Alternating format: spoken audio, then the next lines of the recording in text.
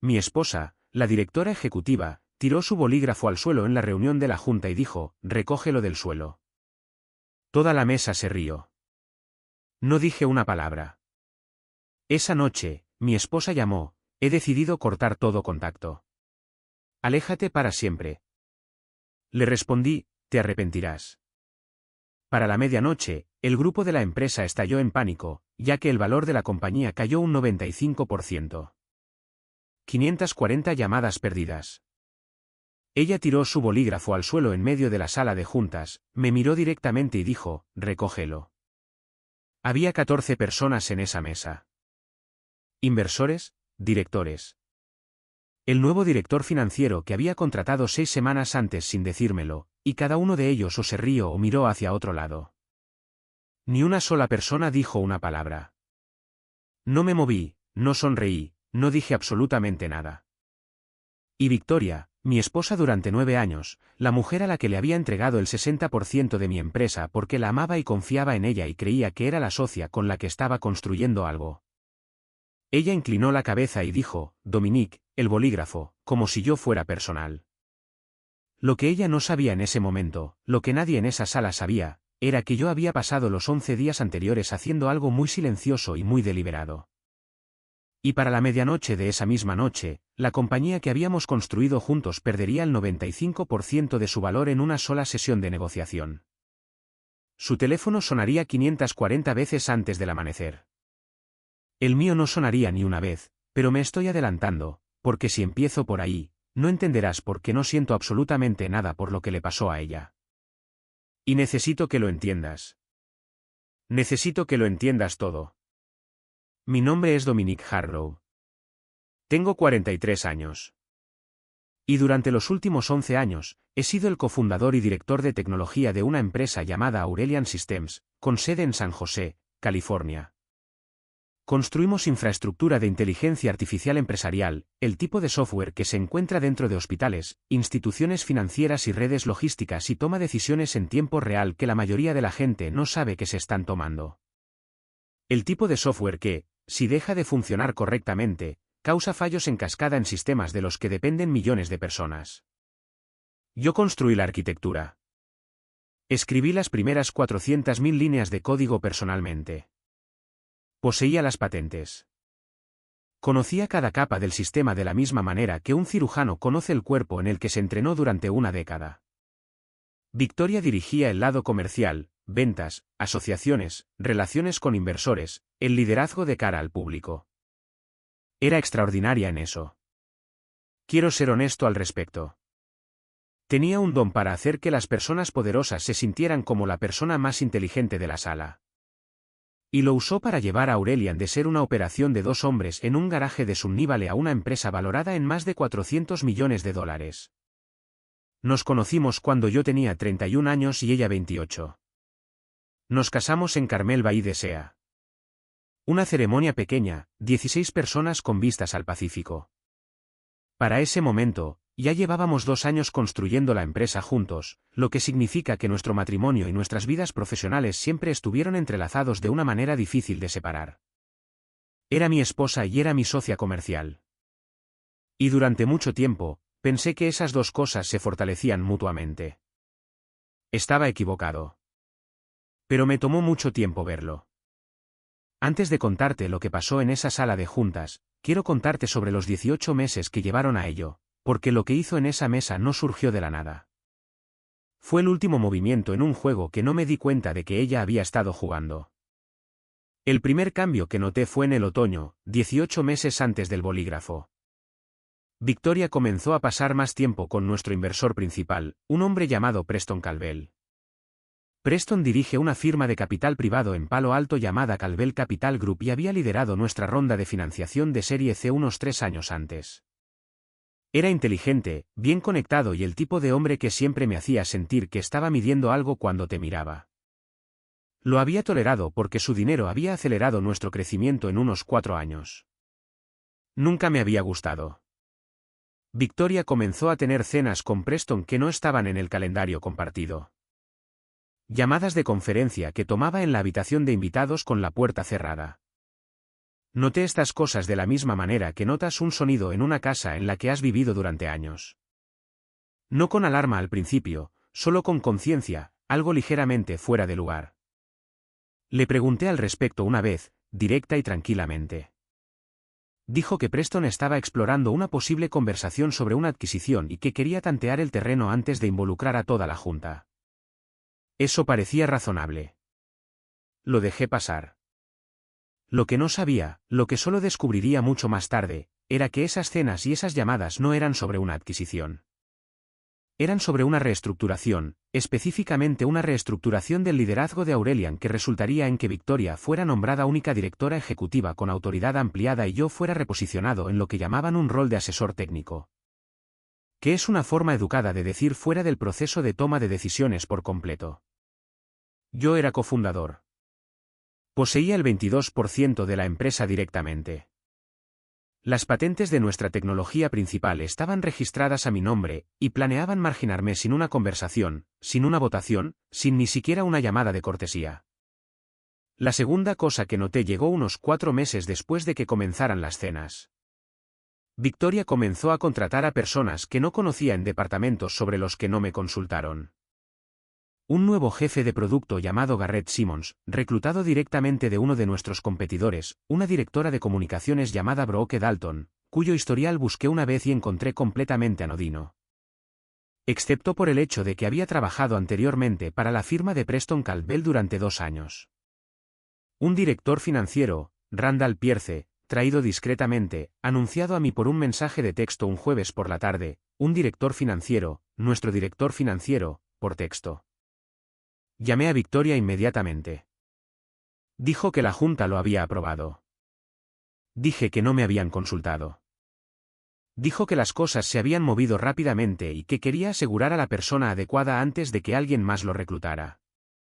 Dije que así no es como operan los cofundadores. Ella dijo, Dominique, hemos hablado de esto. Tú eres la tecnología. Déjame manejar el negocio.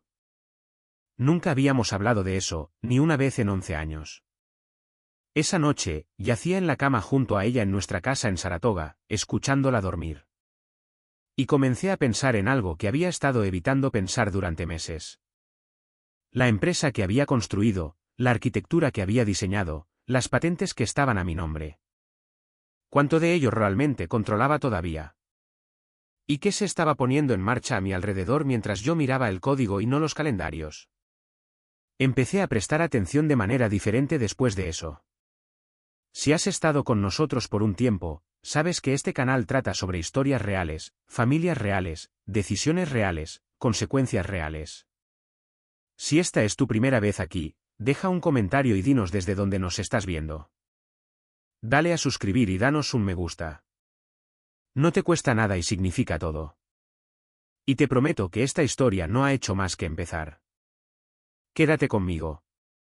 Durante los siguientes 6 meses, hice algo que nunca había hecho en 11 años de construir Aurelian. Empecé a documentar, no agresivamente, no de forma conspicua, solo en silencio y con cuidado. Cada reunión en la que no fui incluido, cada decisión tomada sin mi conocimiento. Cada vez que mi acceso a un sistema que yo había construido personalmente se reducía silenciosamente, se eliminaban permisos, se transferían derechos de administrador a otra persona. Quiero ser claro sobre algo. Soy un tecnólogo. Construí la infraestructura sobre la que funciona esta empresa. Si alguien estaba moviendo cosas dentro de nuestros sistemas, no había ninguna versión de eso que sucediera sin dejar rastro. Y estaban sucediendo muchas cosas. Durante un periodo de 6 meses, observé que ocurría lo siguiente. La arquitectura central de la API, el motor propietario que se encontraba en el centro de todo lo que hacía Aurelian, estaba siendo replicado silenciosamente por un pequeño equipo interno al que nunca me habían presentado, reportando directamente a Garrett Simmons.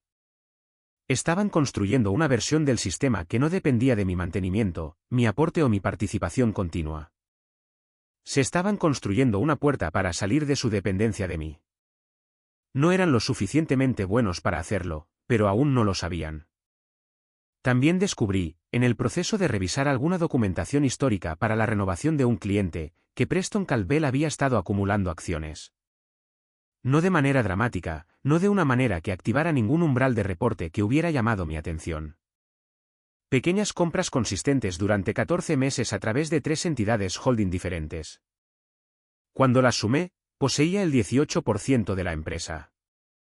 Combinado con las acciones que Victoria tenía, ella tenía el 31% después de nuestra reestructuración 3 años antes, cuando yo había aceptado, como un hombre que confiaba en su esposa, transferirle acciones con fines de planificación fiscal. Preston y Victoria juntos controlaban el 49% de Aurelian. Yo controlaba el 22%. El resto estaba distribuido entre los primeros empleados e inversores más pequeños a los que me di cuenta de que Victoria había estado trabajando sistemáticamente durante la mayor parte de un año. Llamé a mi abogado. Se llama Howard Kessler. Ha sido mi abogado personal desde que se constituyó la empresa y es una de las personas más metódicas que he conocido. Me senté en su oficina en el centro de San José un martes por la tarde y le expuse todo lo que había documentado. Escuchó sin interrumpir durante 40 minutos. Luego me hizo 2 preguntas. La primera fue, ¿las patentes siguen registradas exclusivamente a tu nombre? Lo estaban. La segunda fue, ¿Victoria sabe lo que tú sabes? No lo sabía.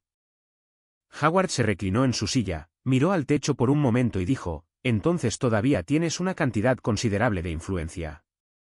La pregunta es cómo quieres usarla y cuándo. Le dije que aún no estaba listo para mover ficha.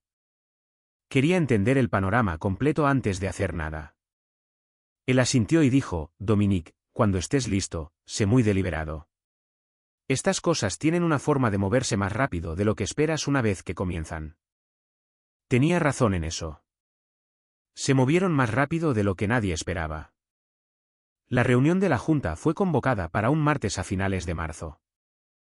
El lugar era el Four Seasons en el centro de San Francisco, no nuestras oficinas, lo que me pareció inusual, pero Victoria lo explicó como una preferencia de lugar de uno de nuestros miembros de la Junta de fuera del estado.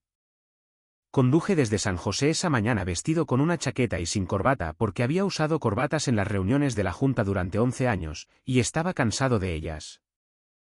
Victoria y yo condujimos por separado. Lo habíamos estado haciendo más a menudo últimamente. Dijo que era por flexibilidad de horarios. No discutí. Llegué al hotel a las 8:45.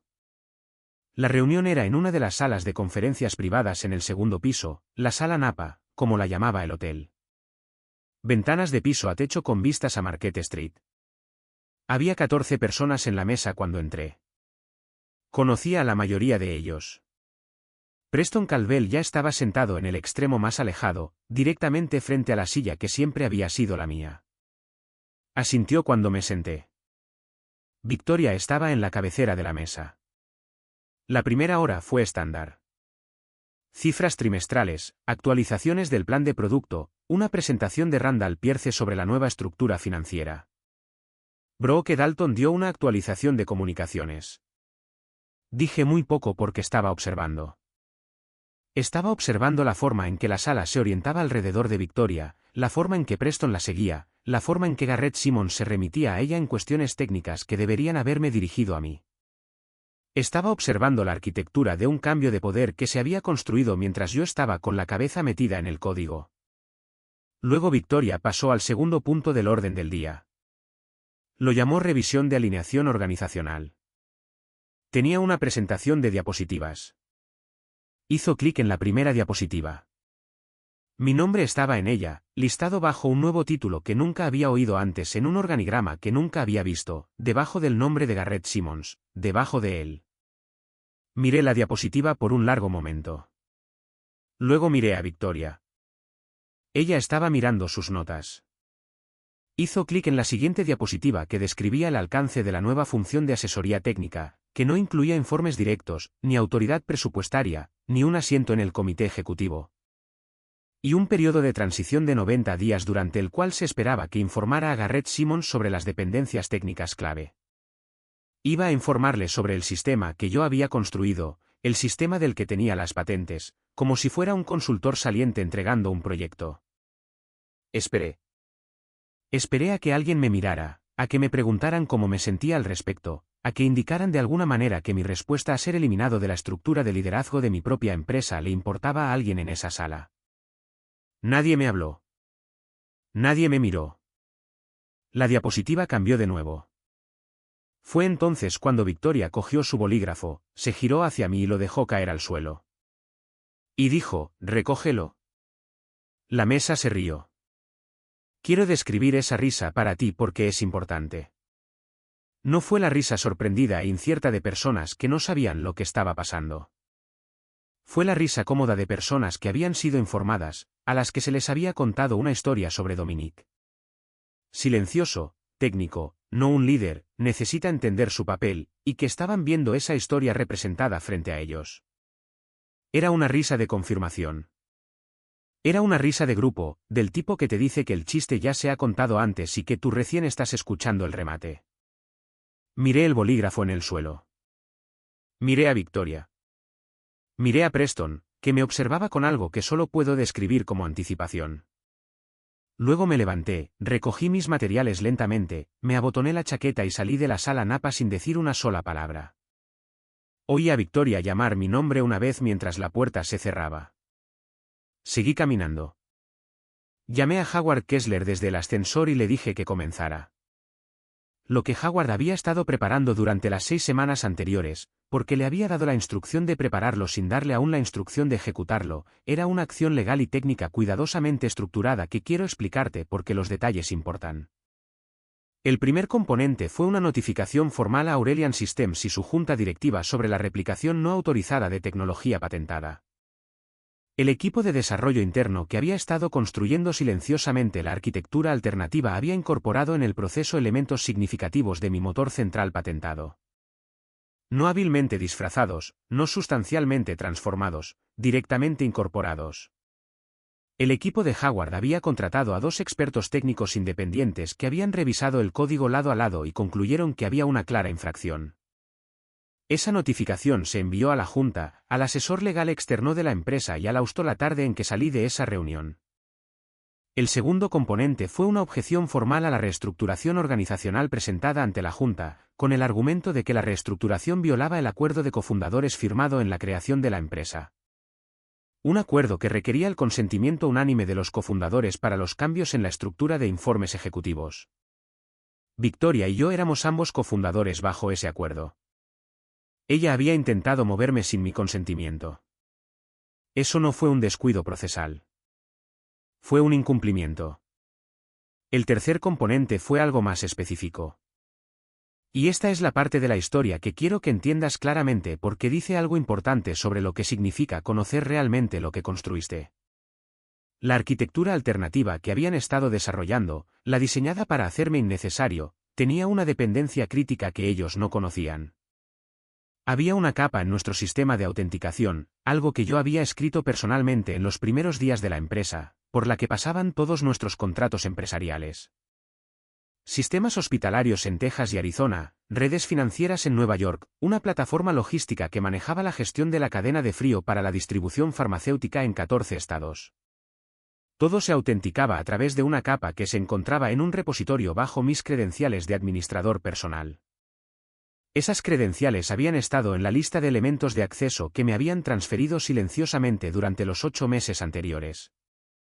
Pero transferir las credenciales por parte de la empresa no cambiaba el hecho de que la arquitectura criptográfica subyacente se había construido con una clave secundaria que nadie en Aurelian sabía que existía. La había construido en los primeros días como un mecanismo de seguridad personal, una práctica rutinaria para cualquier arquitecto de sistemas serio. Y nunca la había revelado porque la pregunta nunca había surgido. No usé esa clave para apagar nada. Quiero ser muy claro al respecto. No saboteé ningún sistema de cliente y nunca haría eso. Lo que hice fue contactar directamente a nuestros 3 clientes empresariales más grandes. La red de hospitales en Houston, la Cámara de Compensación Financiera en el Bajo Manhattan y la firma de logística farmacéutica con sede en Louisville, Kentucky. Y les informé, profesional y objetivamente, que había una disputa de patentes pendiente que involucraba la arquitectura central en la que se ejecutaban sus sistemas, que el resultado de esa disputa era incierto y que, como arquitecto y titular de la patente, Sentía la obligación profesional de informarles antes de que lo escucharan de la prensa o del equipo de comunicaciones de Aurelian. Cada uno de esos clientes tenía una cláusula de cambio material adverso en sus contratos con Aurelian. Cada uno de ellos la activó en un plazo de 48 horas. Combinados, esos 3 clientes representaban el 63% de los ingresos recurrentes anuales de Aurelian. La acción se había cotizado en bolsa durante 2 años. Cuando la activación del primer cliente llegó a las noticias a última hora de un martes por la noche, recogida por un reportero de tecnología en el área de la bahía que tenía fuentes dentro de una de las organizaciones afectadas, las negociaciones fuera de horario fueron inmediatas y brutales. Para la medianoche, el precio de la acción había caído de $47 a 2 y pico, un colapso del 95% en una sola sesión. $400 millones en capitalización de mercado, desaparecidos antes del amanecer de California. Estaba en casa de mi hermano en Palo Alto esa noche. Se llama Curtis. Es 2 años mayor que yo, y sabía desde hacía 3 semanas que algo se avecinaba porque le había contado lo suficiente para prepararlo sin contárselo todo. Hizo la cena, pasta, nada complicado. Y nos sentamos en la mesa de su cocina y vimos las noticias financieras en su portátil y no dijimos mucho. Mi teléfono estaba sobre la mesa. Lo tenía boca arriba para poder ver la pantalla. A las 9:47 de la noche, llegó la primera llamada de Victoria. La dejé pasar al buzón de voz. A las 10:15, otra llamada. Luego, a las 10:22, una serie de mensajes de texto. Debía haberlos estado escribiendo en rápida sucesión porque llegaron con 4 segundos de diferencia. Luego llamadas de nuevo. Luego el número de Preston Calvel. Luego un número que no reconocí, que luego determiné que era Randall Pierce, el director financiero que había traído sin decírmelo. Luego Victoria de nuevo. Curtis estaba mirando el contador de llamadas en mi pantalla con la misma expresión que imagino que la gente usa cuando está viendo algo que no puede creer que sea real. Para la medianoche, la cuenta estaba en 211. A las 2 de la madrugada, superaba los 300. Para cuando finalmente puse el teléfono en el bolsillo de mi chaqueta y me fui a dormir a la habitación de invitados de Curtis, había llegado a 540. No escuché ninguno de los mensajes de voz esa noche. No lo necesitaba. Ya sabía lo que dirían. Esto es lo que quiero contarte sobre el momento en la sala de juntas, el momento con el bolígrafo, porque he pensado mucho en ello y creo que revela algo importante. Victoria es una mujer inteligente. Es, según cualquier medida razonable, extremadamente buena leyendo a las personas y leyendo las salas. Construyó una empresa de $400 millones con esa habilidad. Sabía quién estaba sentado en esa mesa. Sabía lo que significaría dejar caer ese bolígrafo frente a mí, frente a 14 testigos, la humillación, la señal que enviaba. Lo hizo deliberadamente, de forma calculada, y lo hizo porque estaba segura de cómo respondería yo. Estaba segura de que no diría nada. Estaba segura de que lo absorbería. Estaba segura de que no tenía ningún recurso real porque había pasado los 18 meses anteriores eliminando sistemáticamente las palancas que ella creía que me daban influencia.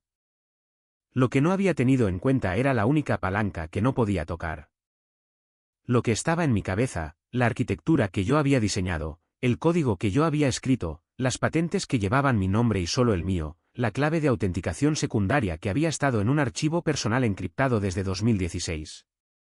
Las relaciones con los clientes que yo había construido como la cara técnica de la empresa antes de que Victoria estuviera en una sala con ellos. Se había centrado tanto en el organigrama, en las acciones, en la junta, en la estructura visible del poder, que había olvidado algo fundamental. Había olvidado de que estaba hecha realmente la empresa. Y de lo que estaba hecha era de mí. Howard presentó una moción de medida cautelar de emergencia sobre la reclamación de infracción de patente a la mañana siguiente. El Tribunal de San José concedió una orden de restricción temporal sobre el uso de la arquitectura alternativa en un plazo de 4 días, lo que significaba que Aurelian no podía desplegar la versión del sistema que habían estado construyendo sin mi consentimiento. Mientras el caso avanzaba, Preston Calvel llamó a la oficina de Howard 7 veces en la primera semana. Howard habló con sus abogados, no con él. La Junta convocó una reunión de emergencia, esta vez por videollamada, 14 días después de la reunión de San Francisco. Asistí. Dije muy poco. Dejé que la carta de Howard hablara primero. Un documento de 40 páginas que describía el incumplimiento del acuerdo de cofundadores, la situación de las patentes, la notificación al cliente y la resolución propuesta. La resolución propuesta era detallada, específica y no negociable. Victoria estaba en la llamada. Fue la primera vez que vi su rostro desde que salí de la sala Napa. Parecía cansada, no devastada, no rota. Victoria es demasiado controlada para eso, pero cansada de la manera en que la gente se ve cuando ha estado repasando una versión particular de los acontecimientos en su cabeza durante días y no puede encontrar un final que funcione. Dijo mi nombre una vez al principio de la llamada en un tono que creo que pretendía ser conciliador. Asentí y volví a mirar mis notas. La Junta aceptó la resolución propuesta con modificaciones menores. Esas modificaciones fueron a su vez negociadas por Howard durante las 2 semanas siguientes. Los términos finales incluyeron varias cosas que quiero compartir contigo, no por regodeo, sino porque los detalles importan. Primero, mi título fue restaurado formalmente a cofundador y director de tecnología con toda la autoridad y membresía en comités previas restablecidas. Garrett Simmons fue reposicionado discretamente. Se permitió que el contrato de Brooke Dalton expirara. Randall Pierce, el director financiero nombrado por mensaje de texto, presentó su renuncia antes incluso de que se finalizaran los términos. Segundo, la replicación no autorizada de mi arquitectura patentada fue reconocida por la empresa en una resolución formal de la Junta. Esa resolución es parte del registro corporativo. Seguirá a Aurelian y a todos los asociados con la decisión de iniciar ese proyecto mientras la empresa exista. Tercero, los derechos de voto de Preston Calvel fueron suspendidos durante 24 meses a la espera de la resolución del asunto completo de la patente. No se opuso a esto. Sus abogados le dijeron a Howard en privado que Preston había concluido que su exposición en un procedimiento contencioso sería considerablemente peor que la suspensión. Creo que tenían razón. Cuarto, los contratos de los clientes empresariales, Houston, Nueva York, Louisville, fueron renegociados. 2 de los 3 clientes regresaron. El tercero no. Su decisión fue razonable y la respeté. La pérdida de ingresos fue significativa y llevaría tiempo recuperarse. Quinto, Victoria y yo acordamos, a través de nuestros abogados, iniciar los trámites de divorcio. Esa conversación no tuvo lugar en una videollamada. Tuvo lugar en persona en una sala de conferencias en la oficina de Howard en el centro de San José, con ambos equipos de abogados presentes y ninguno de nosotros mirando directamente al otro durante la mayor parte de la reunión. Ella le preguntó a Howard en un momento si yo estaba abierto a una conversación. Howard me miró. Dije que hablaría con ella en privado una vez que los asuntos corporativos estuvieran resueltos. Ella asintió. Esa conversación privada tuvo lugar 3 semanas después en el aparcamiento de un restaurante en Los Gatos. Ninguno de los dos había estado nunca juntos allí.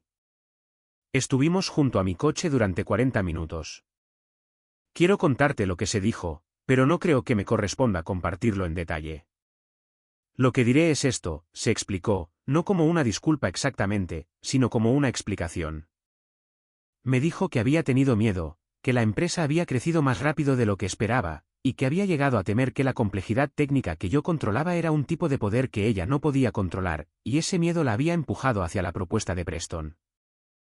Porque parecía una forma de llevar todo a una estructura que pudiera manejar. Dijo que no había tenido la intención de que el momento en la sala de juntas llegara tan lejos, que había perdido la perspectiva. Escuché todo.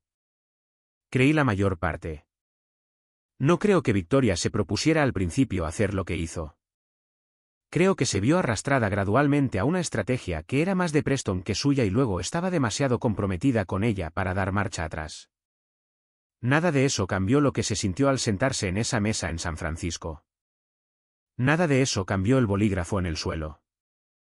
Voy a contarte cómo están las cosas ahora porque creo que mereces la historia completa.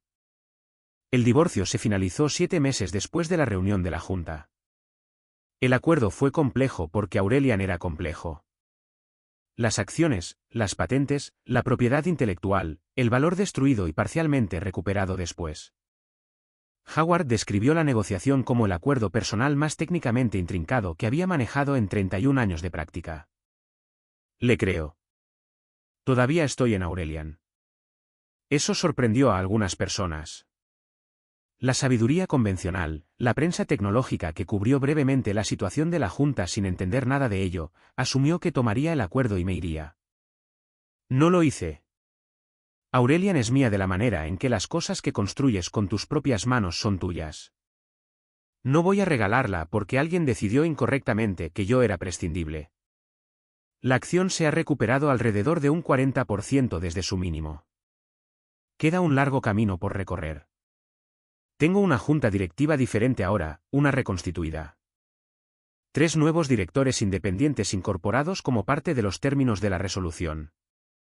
Personas que yo mismo investigué. Personas que hacen preguntas difíciles y esperan respuestas reales. El equipo ejecutivo es más reducido. La cultura es diferente. Contraté a una nueva jefa de alianzas hace 6 semanas. Se llama Simone Whitaker. Tiene 38 años. Vino de un competidor y es extraordinariamente buena. En su primer día, me pidió que le explicara la arquitectura central. Pasé 3 horas haciéndolo. Al final, dijo, he estado en IA empresarial durante 12 años, y nunca he visto nada construido como esto. Le dije que es porque lo construí para que durara más que la relación de cualquier persona con él, incluida la mía. Ella sonrió como si entendiera exactamente a qué me refería. Quiero decir una última cosa porque esto es lo que se quedará conmigo mucho después de que los acuerdos legales se cierren y la empresa se reconstruya y la acción haya encontrado su nivel real de nuevo. Me senté en esa mesa en la sala Napa en el Four Seasons de San Francisco y vi a 14 personas reírse de la idea de que yo era alguien a quien se le podía entregar un bolígrafo y decirle que lo recogiera del suelo. Y pensé en todo lo que había construido, cada línea de código, cada patente, cada relación con el cliente, cada hora en ese garaje de Sunnyvale en los años antes de que nadie fuera de California supiera que era Aurelian Systems. Y luego me levanté, salí e hice una llamada telefónica. Porque aquí está lo que nadie te dice sobre las personas que realmente construyen cosas. Nunca son tan impotentes como creen las personas que los rodean. Saben cosas que no se pueden transferir mediante una reestructuración. Llevan cosas que no se pueden asignar a otra persona en un organigrama. Y son pacientes de una manera que las personas que se centran en el control, la visibilidad y el poder nunca podrán entender, porque los constructores están acostumbrados a la línea de tiempo larga. Están acostumbrados a empezar de la nada y trabajar hasta que la cosa existe. Llevaba 11 años construyendo Aurelian antes de que ese bolígrafo cayera al suelo. No iba a dejar que terminara en la sala Napa. Y no lo hizo.